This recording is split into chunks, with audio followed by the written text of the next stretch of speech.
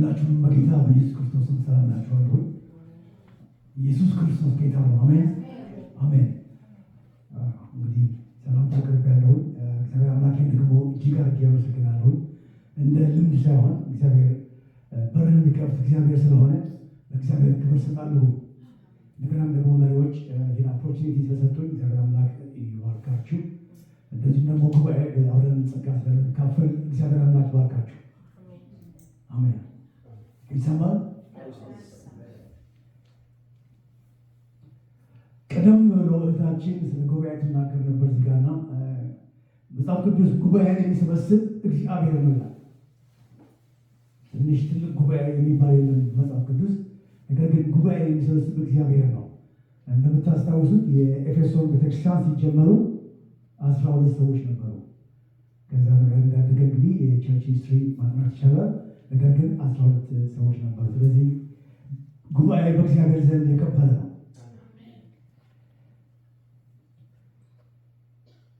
ዛሬ እግዚአብሔር ቃል ማካፈላችሁ ስለ ዝግጅት ነው።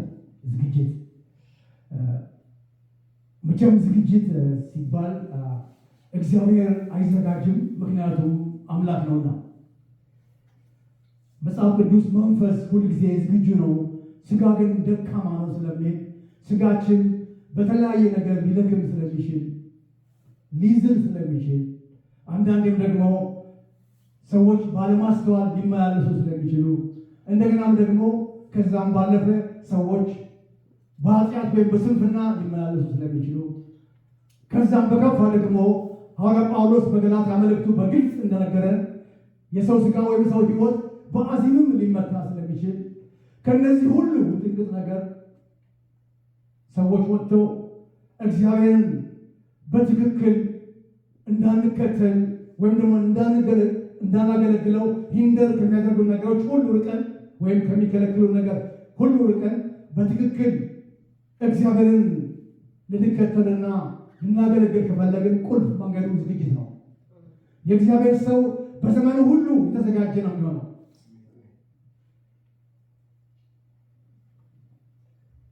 እነዚህ ሁሉ አሁን የጠቀስኳቸው በሕይወታችን የሚያልፉ ነገሮች ናቸው። ለምንድን ነው የምንዘጋጀው? በምንድን ነው የምንዘጋጀው? በምን ምክንያት ነው የምንዘጋጀው? 3 አጫጭር ጥያቄዎች ናቸው። እነሱም ቶሎ መልሼ ወደ ዋናው ሀሳብ እገባለሁ። ለምንድን ነው የምንዘጋጀው የሚለው አጭር መልስ ነው። አንደኛ ለሕይወታችን፣ ሁለተኛ ለአገልግሎታችን፣ ሶስተኛ ደግሞ ለጌታችን ለኢየሱስ ክርስቶስ ምጽአት ለምጽአቱ። ስለ ምጽአቱ ባለፈው በግልጽ ተነጋገርን። ዛሬ ለሕይወታችንና ለአገልግሎታችን የሚለውን እናያለን ማለት ነው።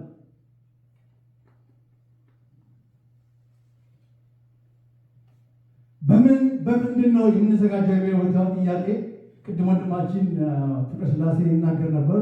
እንግዲህ ስለ ጸሎት ላስተምራችሁ አይደለም፣ ምክንያቱም ጸሎት ራሱ ትልቅ ክፍል ወይም ትልቅ ፕሮግራም የሚፈልግ ነው። ነገር ግን ጸሎት አነሳለሁ። ስለዚህ አንደኛው የምንዘጋጀው በጸሎት ነው። የእግዚአብሔር ሰው በጸሎት ይዘጋጃል። ሁለተኛ በጾም፣ ሶስተኛ የእግዚአብሔርን ቃል በማጥናት፣ አራተኛ በምስጋና ሁሌ በማመስገን ማለት ነው። ይከፋንም ደስ ቢለንም እግዚአብሔር አምላክ ስለሆነ እናመሰግነዋለን። ምስጋና የሚገባው እግዚአብሔርን አመሰግናለሁኝ ከጠላቶችም ደግሞ እድናለሁ ይላል። ሁሌ ነው የምናመሰግነው ማለት ነው። እንግዲህ ጸሎት ሲባል እንደ ኖርማል ሊቆጠር ይችላል፣ ወይም ደግሞ እንደ ቀላል ሊቆጠር ይችላል፣ ወይም ደግሞ እንደ ከባድ። ጸሎት ኖርማልም ቀላልም ከባድም አይደለም፣ ነገር በጣም አስፈላጊ ነገር ነው። እግዚአብሔር አምላክ ራሱ የሰጠን ስጦታ ወይም ደግሞ መለኮታዊ ስርዓት ነው ብዬ አምናለሁ። እግዚአብሔር በመለኮቱ የሰጠን የገለጸልን ከእግዚአብሔር ጋር ህብረት የምናደርግበት መንገድ ነው። እስኪ ስለ ጸሎት አንዳንድ ሀሳቦች እኔና ሌሎችን ሀሳቦች ደግሞ እናያለን። አንደኛ ስንጸልይ እንደ ቃሉ ነው የምንጸልየው። ጸሎት በጸለይ ብቻ እግዚአብሔር አይሰማው። ይህን ሁላችንም የምናውቅ ይመስለኛል። ምክንያቱም በመጽሐፍ ቅዱስ እንደ እግዚአብሔር ቃል ያጸለዩ ሰዎች አሉ። ታስታውሱ ከሆነ ያ ፈሪሳዊ ሰው እንደዛ ቀራጭ ስላልሆንኩኝ ብሏል። ያም ጸሎት ነው። ነገር ግን ጌታ ኢየሱስ ክርስቶስ ያንን ጸሎት ተቀባይነት እንደሌለው ተናግሯል። ስለዚህ ጸሎት በፈቃዳችን ወይም በሀሳባችን ሳይሆን እንደ እግዚአብሔር ቃል ልንጸልይ ያስፈልጋል። የሚዘጋጅ ሰው ለሕይወቱም ለአገልግሎቱም የሚዘጋጅ ሰው እንደ እግዚአብሔር ቃል ነው የሚጸልየው። ሁለተኛ የንስሐ ጸሎት፣ ይሄ ሁልጊዜ እንጸልየዋለን። ነገር ግን በዝግጅት ሁልጊዜ ማቋረጥ የሌለብን ነገር ነው። ብዙዎቻችን የምናስታውሰው ሁለተኛ ዜና ምዕራፍ 7 ቁጥር 14 አንድ ሰው በትግርኛ ቢያነብልኝ ደስ ይለኛል።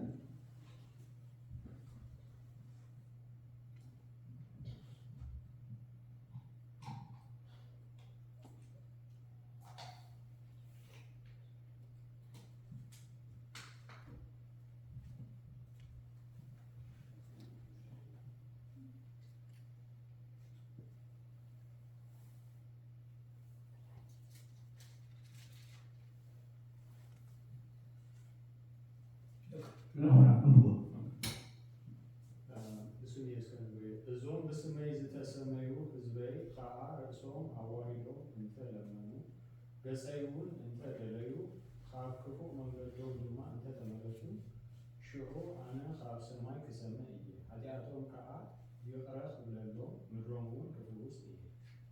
አሜን። ስለዚህ የንስሐ ጸሎት ራስን በማዋረድ እንደሰማነው በስሜ የተሰበሰቡ ህዝቦች ሰውነታቸውን አዋርደው ቢጸልዩ ፊቴንም ቢፈልጉ ከክፉ መንገዳቸው ደግሞ ቢመለሱ እኔ ከሰማይ ሆኜ እሰማለሁ፣ ኃጢአታቸውን ይቅር እላለሁ፣ ምድራቸውን ደግሞ እፈውሳለሁ። ስለዚህ ራሳችን አዋርደን የምንጸልየው ለከተማው፣ ለሀገር፣ ለሁሉ ለዓለም ሁሉ የምንጸልየው እግዚአብሔር ይሰማዋል። ከዛ በኋላ ፈውስ ይመጣል በምድር ማለት ነው። በዚህም በቶሮንቶ ከተማ ትልቁ የሚያስፈልገን ይሄ ነው። መላው ቤተክርስቲያናት በዚህ መንገድ በአንድ መንፈስ በንስሐ ቢገቡ ቢመጡ ራሳቸውን ቢያዋርዱ እግዚአብሔር ይጎበኛል ብዬ ነው የማምነው። ሁለተኛ አንደኛ ጴጥሮስ ምዕራፍ 5 ቁጥር 7 ከኃይለኛው ከእግዚአብሔር እጅ ራሳችሁን አዋርዱ፣ የሚያስጨንቃችን ሁሉ በእርሱ ላይ ጣሉት፣ እርሱ ለጊዜው ከፍ ያደርጋችኋል። ያ የትህትና ወይም ደግሞ ራስን የማዋረድ ጸሎት ነው። ሐዋርያት ሥራ ምዕራፍ 17:30 እንደዚሁ የንስሐ ጸሎት አለ። ሌላው የእምነትና የተአምራት ጸሎት ነው። ጸሎት ከምንዘጋጅባቸው ነገሮች አንዱ እነዚህ ለምንድን ነው ማነሳቸው? ስንጸልይ በእነዚህ ነገር እንድንለማመድ እግዚአብሔር ደስ ያሰኛል። ምክንያቱም የተጻፈው ሁሉ ለትምህርታችን ስለሚል በተጻፈው መሰረት ራሳችን የምናዘጋጅ ከሆነ ሁሉ ጊዜ የተዘጋጀ ይመን ነው። አስቀድሞ የነበሩ ነቢያቶችና ሐዋርያት ኢምፓወር ሆኖ ወይም ደግሞ በኃይል እንደተመላለሱ በእግዚአብሔር ቅባትና በእግዚአብሔር ኃይል እንደተመላለሱ እኛም እንደዛ የምንመላለሰው። እነሱ ዝም ብሎ አይደለም የተመላለሱ በኃይል ወይም ደግሞ በቅባት። አስቀድሞ ነቢያቶችም ሐዋርያት የተዘጋጁ እንደነበሩ መጽሐፍ ቅዱስ በግልጽ ያስተምራል ማለት ነው። አራተኛ የእምነት ተአምራት ጸሎት አልጠቀስኩትም፣ ይቅርታ። የእምነት ጸሎት ያዕቆብ ምዕራፍ 5 ቁጥር 14 ኤልያስ እንደኛ ሰው ነበር ይላል። የእምነት ጸሎት ነው። በእርግጥ ተአምራት አድርጓል ኤልያስ የመጡት ሁለቱን ነው። ኤልያስ እንደኛ ሰው ነበር። ስለዚህ እኛም ደግሞ እግዚአብሔር በእኛ ተአምራት ሊሰራ ይችላል ማለት ነው።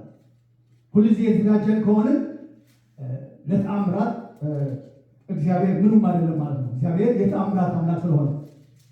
ሁለተኛ ማቴዎስ ምዕራፍ 21 ከቁጥር 21 እስከ 23 ድረስ ጌታችን ኢየሱስ ክርስቶስ በዛ በተራራው ያቀረበው ምሳሌ ይህን ተራራ ተነቅለህ ሂድ ብትሉት ይላል ክፍል ላይ። ስለዚህ ያንን ተራራ ማንኛውም ችግር እንደ ተራራ ሊቆጠር ይችላል። ችግር ነቅሎ የሚያስኬድ ጸሎት የእምነት ጸሎት ይባላል። ያንን አስቀድመን ካልተዘጋጀን ችግሩ የመጣ ጊዜ ብንጸልይ ትንሽ ሊከብደን ይችላል። አስቀድመን ከተዘጋጀን እግዚአብሔር ያነሳዋል።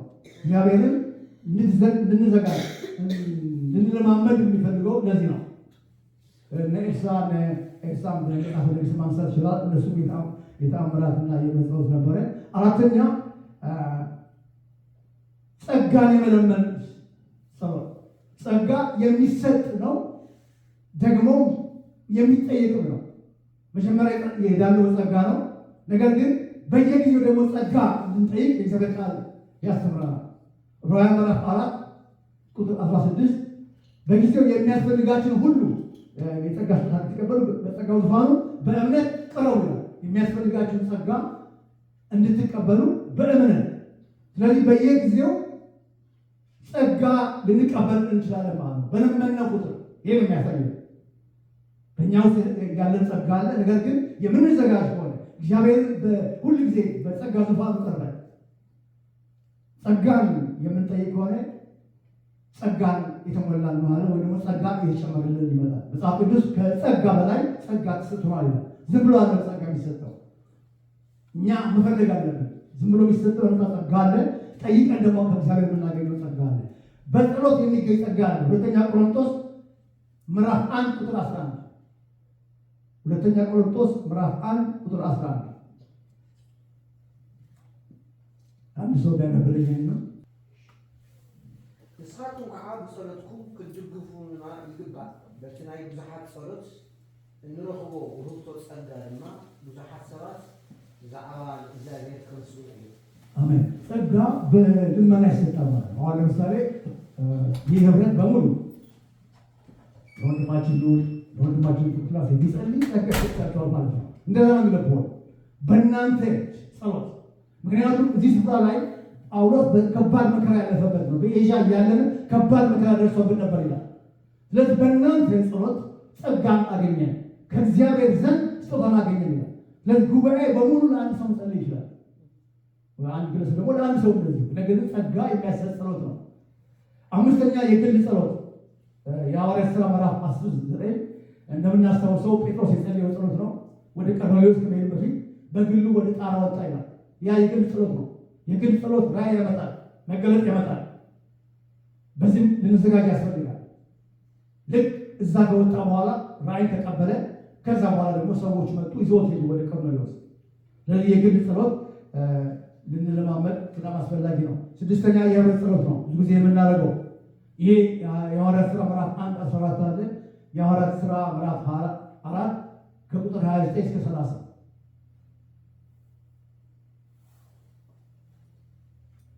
ከጸለዩ በኋላ ምዕራፍ 4 ተናወጠ ይላል የነበሩበት ስፍራ። በእርግጥ ከምዕራፍ 1 ጀምሮ በህብረት ነበሩ። ስለዚህ በህብረት መሆናችንን መቋረጥ የሌለበት ነገር ነው።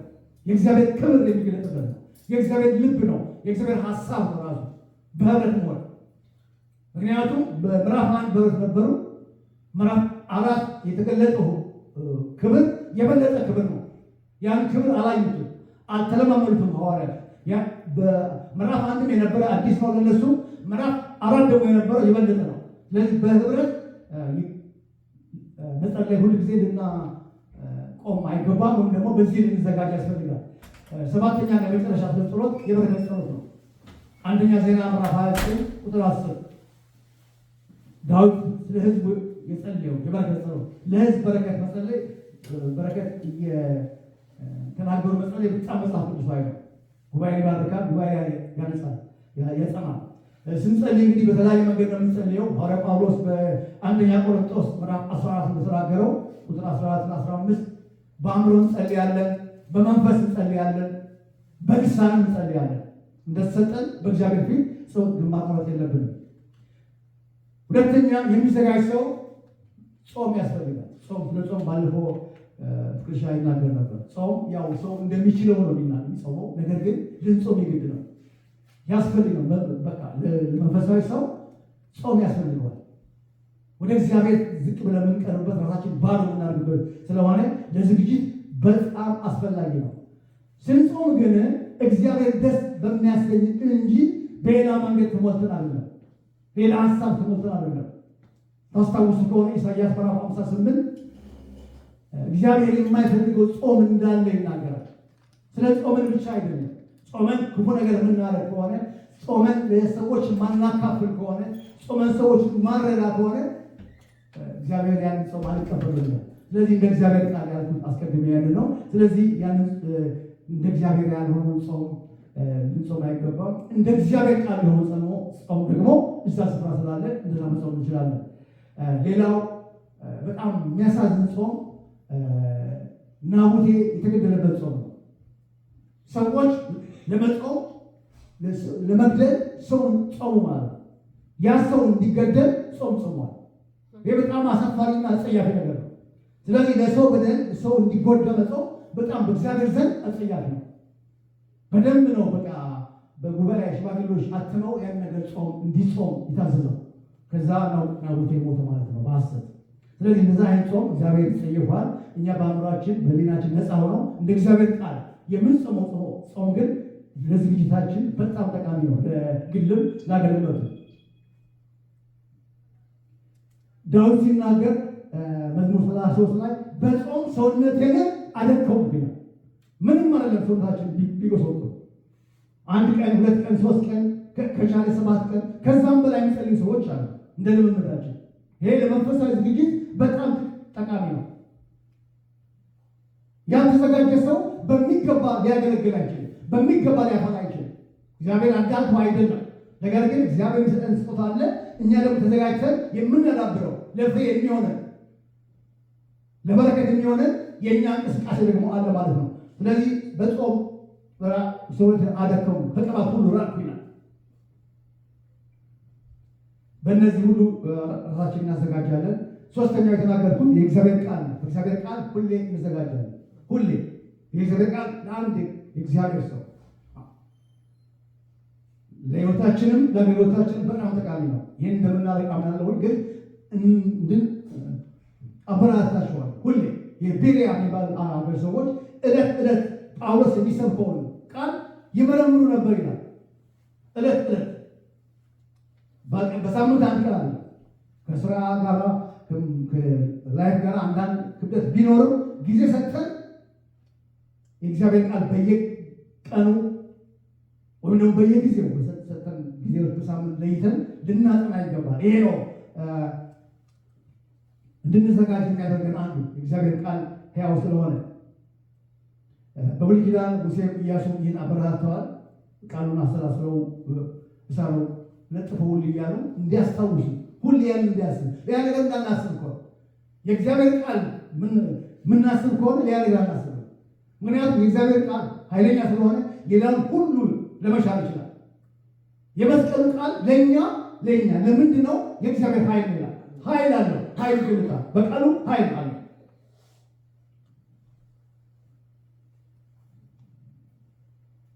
ሮሜ ምዕራፍ 11:8 ወደ ሰማይ ማን ይወጣል አትበል፣ ክርስቶስን ለማውረድ ነው ወይ?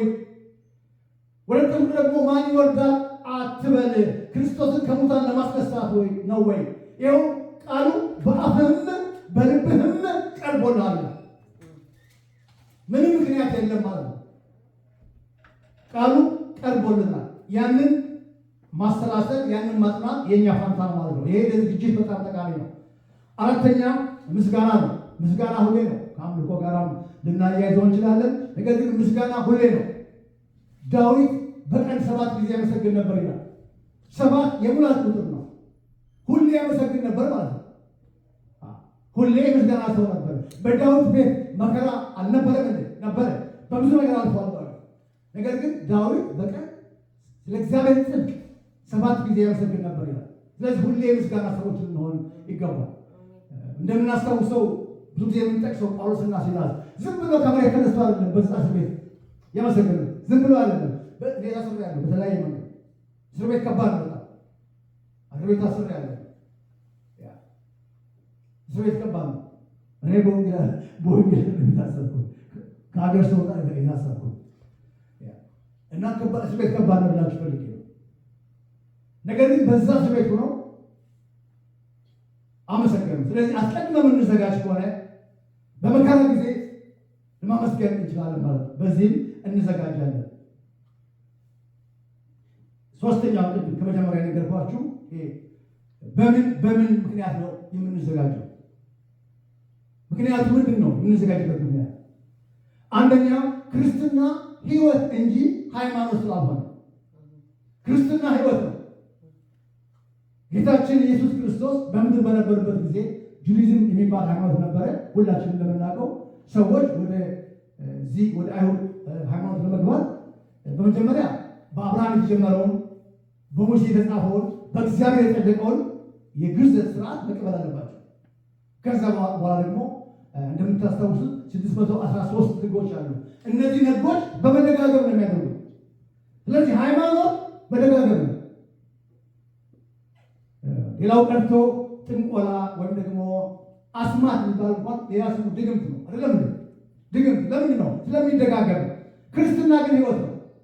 ህይወት ስለሆነ ልንዘጋጅ ያስፈልጋል። አሜን።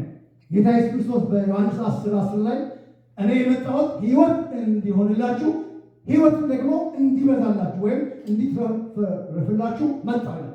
ስለዚህ ህይወት ነው። ክርስትና ህይወት ነው። እየበዛልን እንድንሄድ የእኛ ደግሞ ዝግጅት ያስፈልጋል። ሐዋርያ ጳውሎስ በሮሜ ምዕራፍ 6 ቁጥር 4 ሮሜ ምዕራፍ 6 ቁጥር 4 አንድ ሰው አሁን በትግርኛ ያነብልኝ።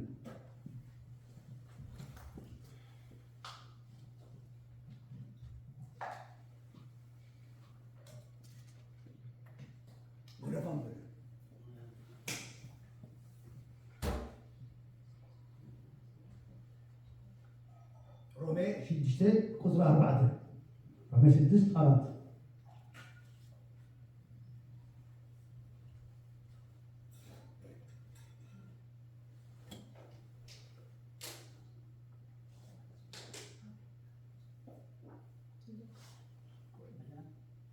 ሮሜ 6 4 ሮሜ 6 ቁጥር 4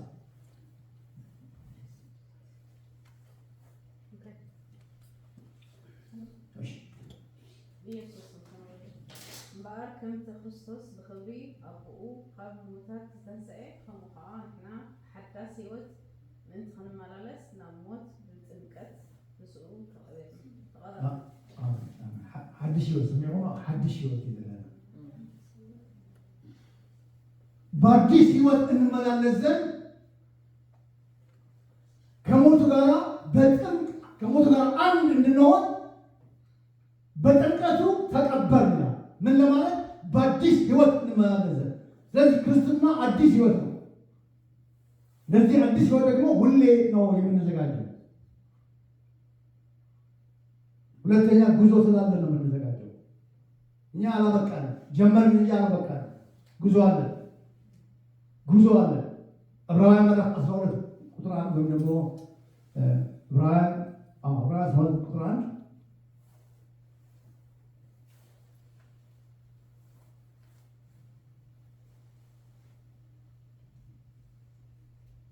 እነዚህ ሁሉ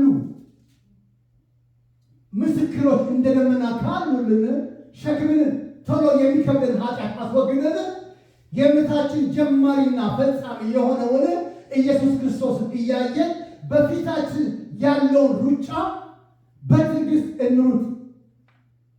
አሜን። ሩጫ ያለው ሁላችን ነገር ሩጫችን በትዕግስት ነው። ስለዚህ ጉዞ አለን፣ የምንሮጠው ሩጫ አለ። የምንሮጠው ሩጫ ስላለ ዝግጅት ማቆም የለብንም። ሁሌ ነው የምንዘጋጀው። መጨረሻ ዴስቲኒ ወይም ደግሞ መዳረሻ ስላለ ክርስቲያን መዳረሻ ነው። መዳረሻ ስላለን እንዘጋጃለን። ዕብራውያን 6 ከቁጥር 18 እስከ 20 በፊታችን ያለውን ተስፋ ለመያዝ ለእኛ ብርቱ መጽናናት የሆነልን ዘንድ በመሐላ በመካከል ገባ። እንደ ነፍስ መልህቅ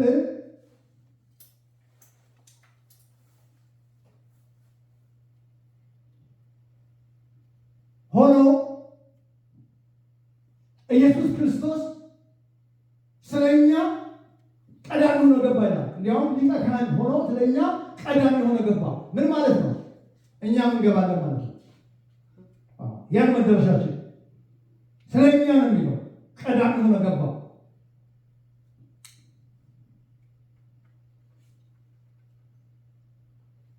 ስለዚህ ጉዞ ስላለን እንዘጋጃለን ማለት ነው። እነዚህ ናቸው እንግዲህ ለዝግጅት እንደ መነሻ ሀሳብ ያቀረብኳቸው። በኢያሱ ምዕራፍ 4 ቁጥር 4 ላይ ኢያሱም አስቀድሞ ያዘጋጃቸው ከ12ቱ ነገዶች ወደ ወንዙ ላካቸው። ከወንዙ ደግሞ ድንጋይ በጫንቃቸው ተሸክመው ወጥተው ከወንዙ ማዶ እንዲተክሉ አዘዛቸው። እዚህ ላይ ሶስት ቢብሊካል ፓተርን እናያለን። ሶስት መጽሐፍ ቅዱሳዊ ቅድመ ተከተል ኢያሱ ስለዚህ አስቀድሞ የተዘጋጀ ሰው ነው የሚላከው። ኢያሱ አስቀድሞ ያዘጋጃቸው። ስለዚህ እነዚህ ሰዎች አስቀድሞ የተዘጋጁ ስለሆኑ ሂዱ ድንጋይ አምጡ ሲባሉ እምቢ አላሉ። ምክንያቱም የእነሱ ስራ አስቀድሞ አውቋልና ሄደው ድንጋይ አነሱ። ድንጋዩን ደግሞ በጫንቃቸው ተሸከሙ። ተሸክመው ደግሞ ወንዙን አልፎ በማዶ ተከሉት ማለት ነው። ስለዚህ የሚዘጋጅ ሰው ይሸከማል። የሚሸከም ሰው ደግሞ ለትውልድ ምልክት ይሆናል። ስለዚህ ልንዘጋጅ ያስፈልጋል። ኢያሱ ያዘጋጃቸውን ስላለ ሁሌ ነው የምንዘጋጀው። ለመልእክቱ ደግሞ መነሻ ሀሳብ እናገራለሁ። አልተጀመረም እንዳትሉ እንግዲህ አስቀድሜ ያላቀረብኩት አሁን ማቅረብ ስለፈለጉ ነው። ለመልእክቱ መነሻ ሀሳብ አሞጽ ምዕራፍ 4 ቁጥር 12 ነው። አሞጽ ምዕራፍ 4 ቁጥር 12 አምላክን እግዚአብሔርን ለመገናኘት ተዘጋጀ። አምላክን እግዚአብሔርን ለመገናኘት ተዘጋጀ። እንዲያም ሙሉ ቃሉን ብናገር እስራኤል ሆይ እንዲህ አደርግብሃለሁ፣ እንዲህም ደግሞ ስለማደርግብህ አምላክን እግዚአብሔርን ለመገናኘት ተዘጋጀ። በዛም ሰዓት የብሉይ ኪዳን ዘመን ስለነበረ እግዚአብሔር የሚያደርግባቸው ነገሮች ነበሩ። ካልታዘዙ የሚሆንባቸው ነገር ነበር። ቅጣትም ሊሆን ይችላል፣ ግሳጼም ሊሆን ይችላል፣ ፍርድም ሊሆን ይችላል። ስለዚህ አስቀድሞ በአሞጽ በኩል ተናገራቸው። አሞጽ ማለት ራሱ ተሸካሚ ማለት ነው፣ የሚሸከም ሰው ማለት ነው ትርጉሙ። ስለዚህ በዚህ ሰው የእግዚአብሔር ነገር አሸክሞ ህዝቡ እንዲዘጋጅ ተናገሩ ማለት ነው። እንግዲህ ይህ ቃል ወይም ደግሞ ይህ ትንቢት በዛም ሰዓት የተነገረው ለእስራኤል ሰዎች ብቻ ነው ያለ።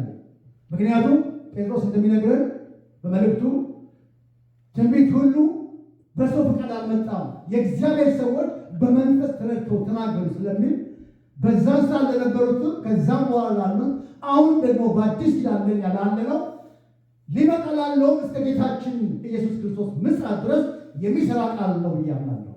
አምላክን ለመገናኘት ተዘጋጅ። ስለዚህ እንዘጋጀው ያስፈልጋል። ለመልእክቱ ደግሞ ሴንትራል ቃል አለኝ። በዚህ ቃል ነው መልእክቱን ማቀርበው። ሀሳቡ ዋናው ሀሳቡ ማቀርበው ሁለተኛ ጢሞቴዎስ ምዕራፍ 3 ቁጥር 16 ማዕከላዊ ቃል ለመልእክቱ ይሄ ነው። ሁለተኛ ጢሞቴዎስ ምዕራፍ 3 ቁጥር 16 ይህንን አንድ ሰው በደንብ ጮክ ብሎ ያንብብልን በትግርኛ።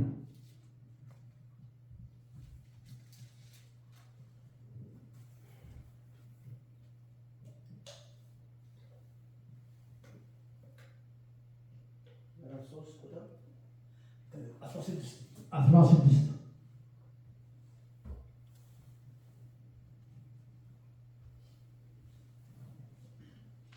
ዝኸዱ ዘለዉ ተሳሒብኩም ካብቲ ጽኑዕ መሰረትኩም ከይትወድቁ ተጠንቀቁ።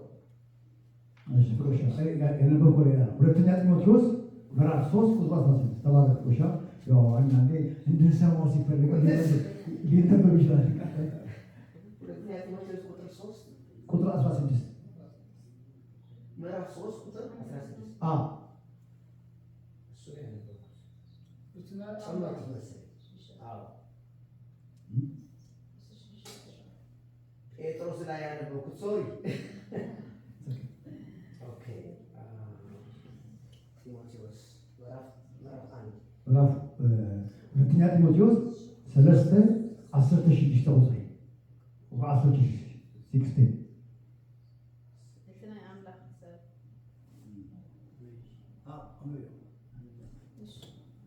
እቲ ናይ ኣምላኽ ሰብ ንሰናይ ግብሪ ዝበለ ፈፂሙ ተዳልዩ ፍጹም ምእንቲ ክኸውንሲ መንፈስ ኣምላኽ ዝነፈሶ ዘበለ ጽሑፍ ንትምህርቲ፣ ንተግሳጽ፣ ንምቕናዕ፣ ንጽድቂ ዝኸውን ምእዳብ ይጠቅም እዩ። ቆሻ ቀርበዋል። እሷ ታችን ለአንዱ ታለሽ አሁን 16 17 ኖ ያ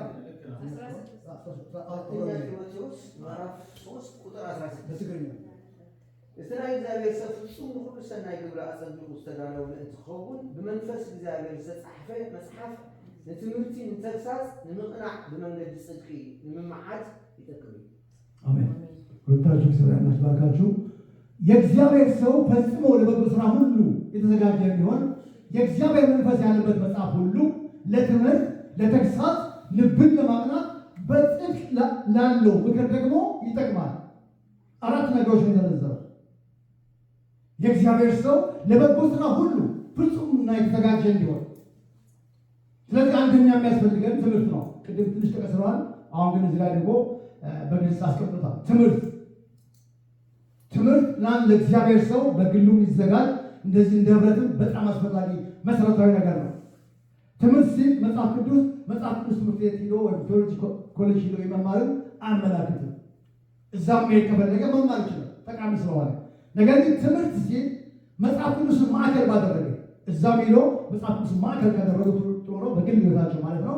ነገር ግን መጽሐፍ ቅዱስን ማዕከል፣ ምክንያቱም በዛ ሰዓት እንደዚህ አይነት ትምህርት ቤቶች አልነበሩም። ስለዚህ የእግዚአብሔር ሰው በግልም ሆነ በህብረትም ትኩረት ማድረግ ያለበት ስለ ትምህርት ነው። በጣም ወሳኝ ነው።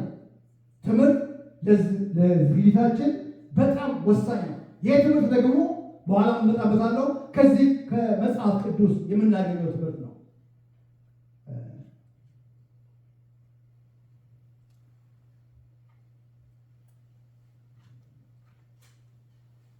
እንግዲህ ቤታችን ማጥናት እንችላለን።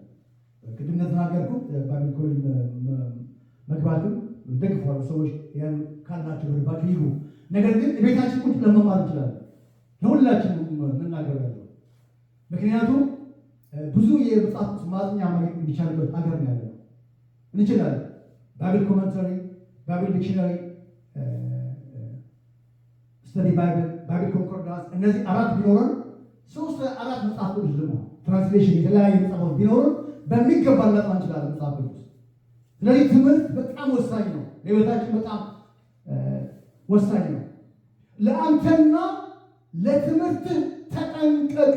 እንደዚህ ብታደርግ አንተንም የሚሰሙትን ጭምር ታድናለህ።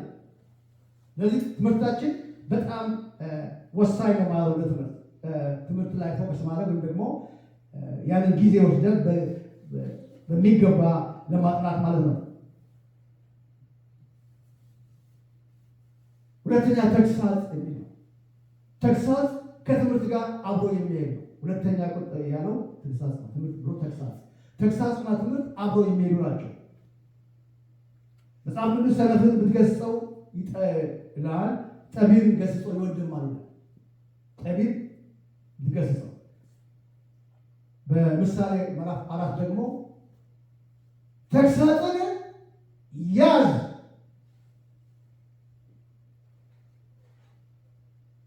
ጠብቀው አትተው፣ ምክንያቱም እርሱ ሕይወትህ ናትና ይላል። ሕይወት ነው። ምሳሌ 4:13 በትግርኛ እንዴት ነው የሚለው? እስኪ ማወቅ ፈልጋለሁ።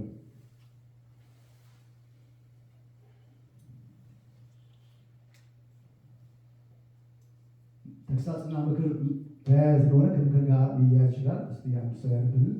ምሳሌ 4:13 ብሎ ለምሳሌ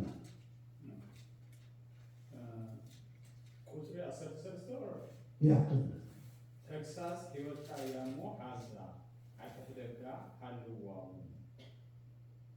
ስለዚህ ሕይወትና ማለት ነው።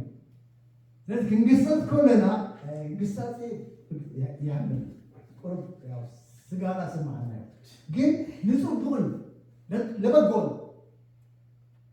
ነው። ምክንያቱም መጽሐፍ ቅዱሳዊ ስለሆነ ሕይወት ከሕይወት ጋር ለማነጻጸር ወደ ሕይወት የሚያመጣን ጭምር ነው። መጽሐፍ ቅዱስ እኮ ሙሴ አሮንን ገስጿል። ታስታውሳላችሁ ምን እንዳለው? የሚያስታውሰዋል። ከባድ ቃል የተናገረው ወንድሜ አሮን ሕዝቡን ስድ ለቋል። ከባድ ቃል ነው። አሮን እኮ እግዚአብሔር ነው የጠራው። ምክንያቱም የዕብራውያን መጽሐፍ እንደ አሮን በእግዚአብሔር ካልተጠራ በስተቀር ይላል። ስለዚህ እግዚአብሔር ነው የጠራው፣ ሙሴ አይደለም የጠራው፣ ወይ ሙሴ ወንድሙ ስለሆነ አይደለም ያቀረበው። ሁለተኛ ደግሞ አሮን ወንድሙ ነው፣ እንዲያውም ታላቅ ወንድሙ ነው። ነገር ግን በአበላሸ ጊዜ ምን አለው? አሮን ህዝቡን ስድ ለቋል። ስለዚህ ወደ መስመር አመጣቸው ማለት ሙሴ መጥቶ። ስለዚህ መገሰጽ ካለ እንደ እግዚአብሔር ቃል ብንገሳዘዝ ለዝግጅት በጣም ጠቃሚ ነው። ጳውሎስም ብዙ ጊዜ እንደሚጠቀሰው ጴጥሮስን ገስጿል።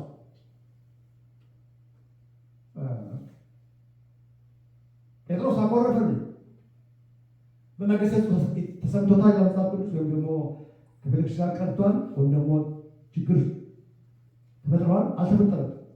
ምንድነው የሚያሳየን? እዚህ ግሳጼውን ተቀብሎታል ማለት ቀላል እኮ አይደለም። ታናሽ ነው በጌታም በእኔ ታናሽ ነው በጌታ በዚህ ታናሽ ነው ግን ገሰጸ። ምክንያቱም እንደ ወንጌል ሐሳብ ባልሄደ ጊዜ ያለው ሌላ ገሰጸው። እንደ ወንጌል ሐሳብ ባልሄደ ጊዜ እንዲያውም ከባድ ቃል የተናገረው እፈርድበት ዘንድ ይገባ ነበር። ስለዚህ ብንገሳጸስ ለዝግጅታችን ለህይወታችን በጣም ጠቃሚ ነው። ያም ደግሞ ወደ ህይወት ያመጣል። ቅድም ዶሎ እናነበው። ሶስተኛ ልብን ለማቅናት ልብ ወሳኝ ነው። በህብረት ዝግጅትም በግል ህይወትም ልብ በጣም ወሳኝ ነው። ጳውሎስ እኮ ለቆሮንቶስ ሰዎች ልባችሁን አስፉልኝ ብሏቸዋል። ምን ማለት ነው? ሰዎች ልባቸውን ቆልፎ ሊሰማችሁ ይችላል ማለት ነው። በጣም አሳዛኝ ነገር ነው። እግዚአብሔር እየተናገረ በሰዎች ላይ የተናገረ ሰዎች ቆልፎ የሚናገሩ ከሆነ በዛ ሰዓት ጳውሎስ እኮ ነው ያን ቤተክርስቲያን ፕላንት ያደረገው። ብዙ የሚጠቅማቸው ወንድም እኮ ነው። ነገር ግን ልባቸው ቁልፍ አድርጎ ጳውሎስ ሲናገር በቃ ይሰማሉ፣ ልጆቻቸው ይሰማሉ። ነገር ግን ልባችሁ አስቡ። ስለዚህ ልብ በጣም ወሳኝ ነው። በተለይ ለህብረትም በጣም ጠቃሚ ነው። የልብ ቅንነት አስፈላጊ ነው። ምክንያቱም እህታችን ወንድማችን የእግዚአብሔር ነገር ይዞ ሲመጡ እግዚአብሔር ነው በእነሱ የሚናገር። ስለዚህ ልባችን ከዘጋ ምንድን ነው የሚሆነው? እግዚአብሔር ነው የሚያልፈው፣ የእግዚአብሔር ሀሳብ ነው የሚያልፈው። ስለዚህ ልባችን የልብ ቅንነት ያስፈልጋል። ሐዋርያ ጳውሎስ በፊልጵስዩስ እኮ ይናገራል። ልባችሁ ቅን ገር ይሁን፣ ለሁሉ ሰው ገር ይሁን። ያንን ስንለማመድ ስንዘጋጅ በቅንነት ነው ወንድማችን የምንቀበለው፣ በቅንነት እህታችን የምንቀበለው። ልባችን ከፍተን ነው። ቅድም ሲናገር ነበር ወንድም ስላሴ ከእግዚአብሔር ቃል ውጭ ከሆነ ልክ ነው የምንቀበለው። ሌላ ማንቀበለው ምንም ነገር የለም። ቤተክርስቲያን ምንም የማንቀበለው ነገር የለም። በእምነት የደከመውን ተቀበሉት ሁሉን ይበላ ዘንድ አለው ይላል። ምንም አይነት ሰው ከፍታ ዝቅታ የለም። ነገር ግን የልብ መዘጋት ግን አደገኛ ነው። ጉባኤን ያንቃል፣ በረከትን ያንቃል፣ አገልግሎትን ያንቃል።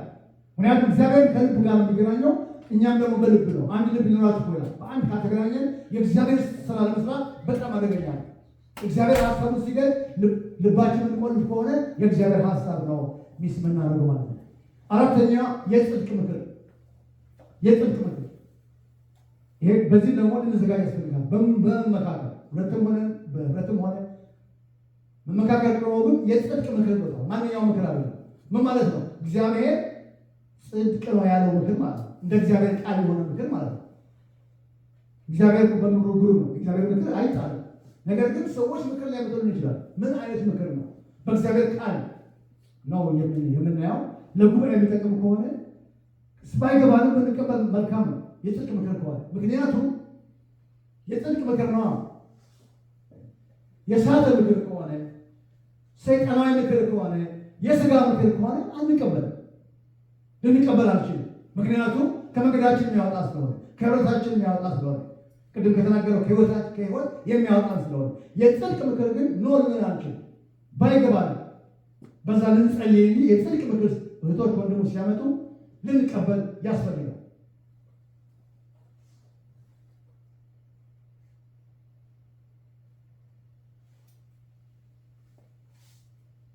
ሸማያ የሚባል መጽሐፈ ነህምያ ላይ ምክር አመጣ። ነህምያ ግን አልተቀበለውም። ምክንያቱም መጥፎ ምክር ስለሆነ ወደዚህ ወደ ቤተ መቅደስ ተደበቃል። ለሚያስተዋይ እንደኔ ያለ ሰው ቤተ መቅደስ ተደብቆ ያወቃል ወይ? እና እነዛ ሰዎች ልከውት እንደሆነ አወቀ ይላል። ስለዚህ እያንዳንዱ ምክር አንቀበልም። የጽድቅ ምክር ግን ልንቀበል ያስፈልጋል። ሐዋርያት ሥራ ምዕራፍ 13 ቁጥር 15 ሐዋርያት ሥራ ምዕራፍ 13 ቁጥር 15 በጣም የሚገርም ምክር አለ። ይህንን ምክር የተናገረው ሰፊ ምክር ነው። ነገር ግን ለምንድን ነው እዚህ ያቀረብኩት? የሰዎቹ ምክርን የፈለጉ ሰዎች ሁኔታ ያስገርመኛል። ባርናባስና ጳውሎስ አንጾኪያ የምትባል ትንሽ አንጾኪያ፣ ዋናው አንጾኪያ ፕላንት የተደረገበት ቸርች የተደረገበት ሳይሆን ትንሽ አንጾኪያ ፒሲዲያ የምትባል ከተማ ውስጥ ገቡ ይላል። ሲገቡ የምኩራብ አለቆች ወጥተው ወንድሞች ሆይ የምክር ቃል አላችሁ ወይ አላቸው። ነቢያትና የነቢያት መጽሐፍ እና የብሉይ ኪዳን መጽሐፍ ከተነበበ በኋላ እኮ የነቢያት መጽሐፍ እኮ እግዚአብሔር ቃል። ነገር ግን በአዲስ ኪዳን በአዲስ ሕይወት ያለ ሰው ስለመጣ ምክሩ ይሰሙ ፈለጉ። ስለዚህ የምክር ቃል አስይዞ እግዚአብሔር ወደ ጉባኤ የሚልካቸው ሰዎች አሉ። ልንጠነቀቅ ይገባል። እነዚህ ሰዎች እኮ ያውቋቸዋል። እዛ አልተጻፈም እንደሚያውቋቸው። ምክንያቱም ሲመለሱ ነው የገቡት ወደ ዋናው ወደ ከተማው ሊሄዱ ሲሉ ትንሽ ከተማ ናት። ከዛ ወጡና ወንድሞች ሆይ የምክር ቃል ካላችሁ ተናገሩ። ስለዚህ የምክር ቃል ያላቸው ሰዎች ይናገሩ። የምክር ቃል ያላቸው ወንድሞች ይናገሩ። የምክር ቃል ያላቸው እህቶች ይናገሩ። የምክር ቃል ምን ያደርጋል? ያንጻል። እዛው ስፍራ ነው የምናገኘው። ከተናገረ በኋላ ተከተሉትና ጳውሎስን ጸንተው እንዲቆሙ መከራቸው።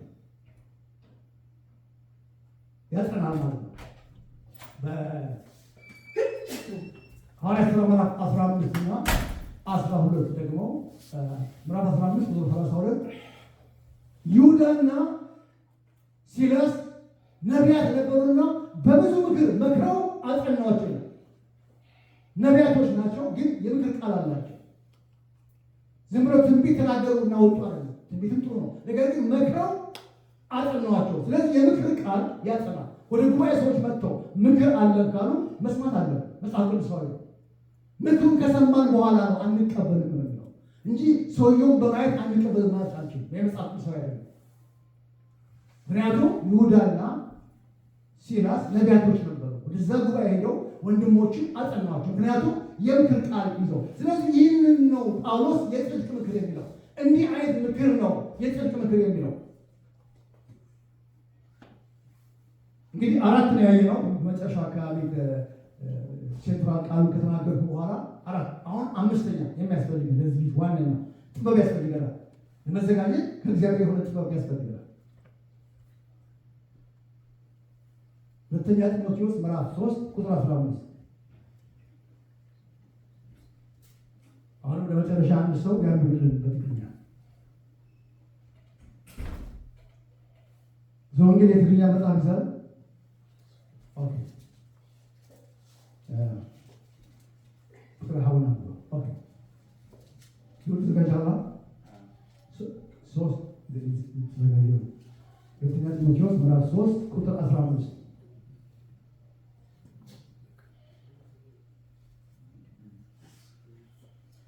ሕፃንነትካ ጀሚርካ በክርስቶስ ኢየሱስ ብምእማን ምድሓን ዝርከበሉ ትምህርቲ ክህባኻ ዝኽእላ ቅዱሳት መጻሕፍቲ ትፈልጥ ነርካ። አሜን። ደስ ይሉ ሆናሉ።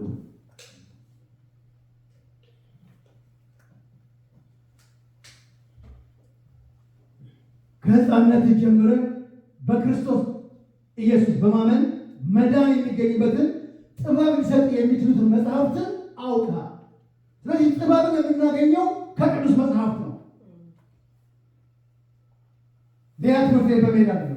ጥሩ ነው፣ ቅድም ነገርኳቸው፣ አስፈላጊ ከሆነ ሰው ይሄዳል። ነገር ግን ከቅዱስ መጽሐፍ ነው። በዛን ሰዓት ተጣምሮ ስላልተጻፉ ቅዱስ መጽሐፍት ይባሉ ነበረ። ስለዚህ እውነተኛው ጥበብ የሚገኘው ከቅዱስ መጽሐፍት ነው የሚለው ጳውሎስ። ከእግዚአብሔር የሆነ ጥበብ ከፈለግን ይሄ ለዝግጅት ቅድም ለያዝነው ነገር ለግል ዝግጅትም ለህብረት ዝግጅት በጣም አስፈላጊ ነው። ጥበብ እግዚአብሔራዊ ጥበብ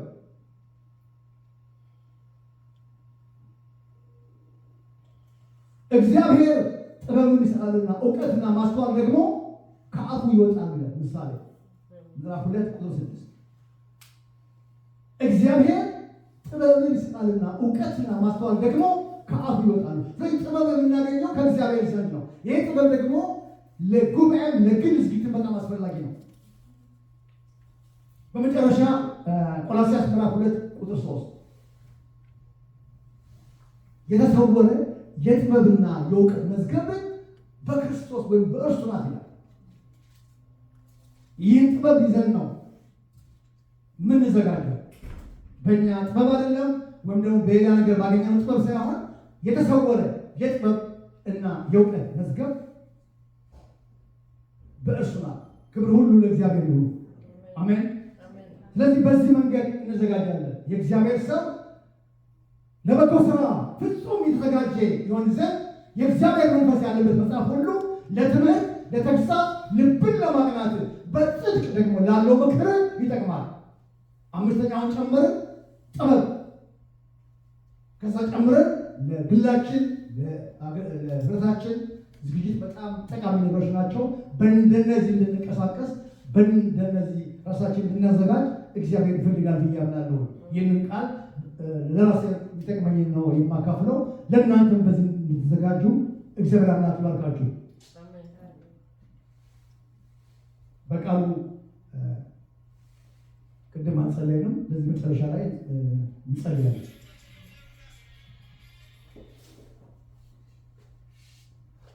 እንጸልያለን።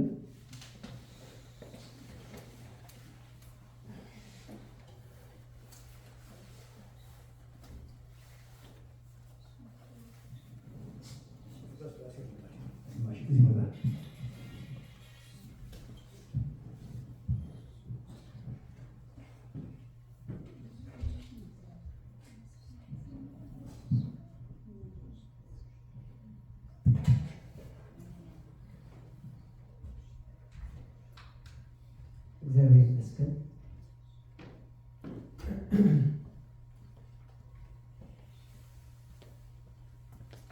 እስቲ ኩላና ጠጠው ወንድሙ እንጸልይ። ኩላና ጠጠው እግዚአብሔር በማሐመድና ኸይር አድርጉና ሐውና እግዚአብሔር ይባረከው። እግዚአብሔር መስል በጸናቃል ሐውና ቶማስ ናዚ መስሉ ሰይና አይ ግን ቅድሚ ተወፂና ኩላና ተታሕዝና ሓደ 15 ደቂቃ ኣለና። ስለዚ ተታሕዝና እስቲ በዚ እግዚአብሔር